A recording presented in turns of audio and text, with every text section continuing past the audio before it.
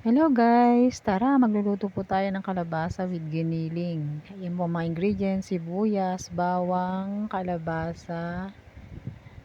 Yan, syempre giniling ng baboy. At ang alugbate, napakasustansya po niyan, alugbate. Simulan na po natin. Ginisa ko po yung bawang. Ayan, pinag-brown ko lang po. Hanggang sa mag-golden brown. Tapos sinunod ko na po yung sibuyas.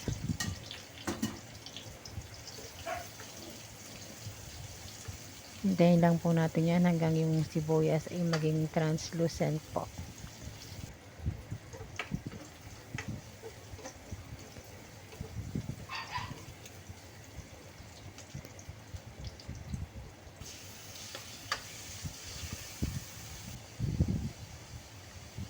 Yan po. Gisa-gisa lang. Tapos isunod na po natin yung giniling.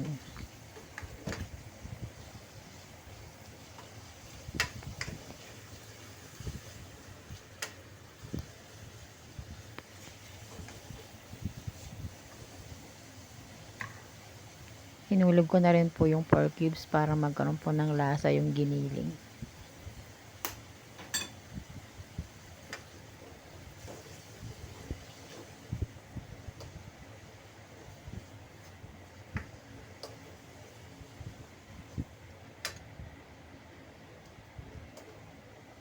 Tapos pinatakan na rin natin ng paminta. Yan.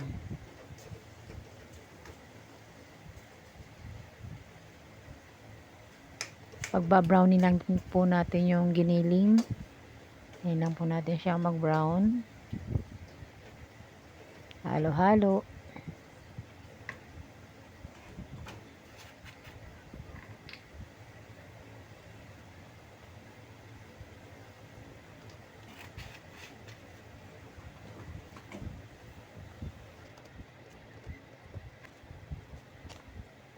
Pag alam na po natin luto na po yung giniling, po natin ilagay yung kalabasa. Ayan po. Haluin po natin konti.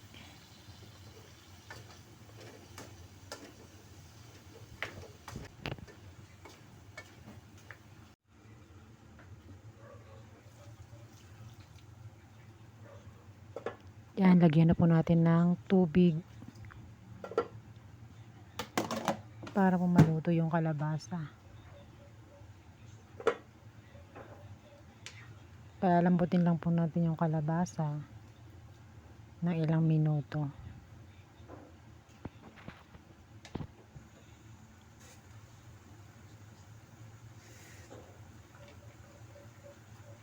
Ayan, tinimplahan na rin po yan ng patis.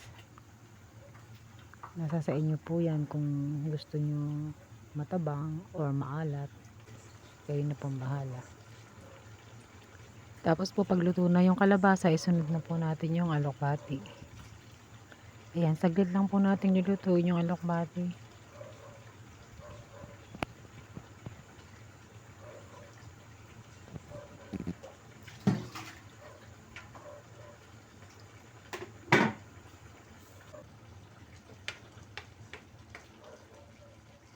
Ayan, luto na po siya. Happy eating guys. Thank you for watching. Bye-bye.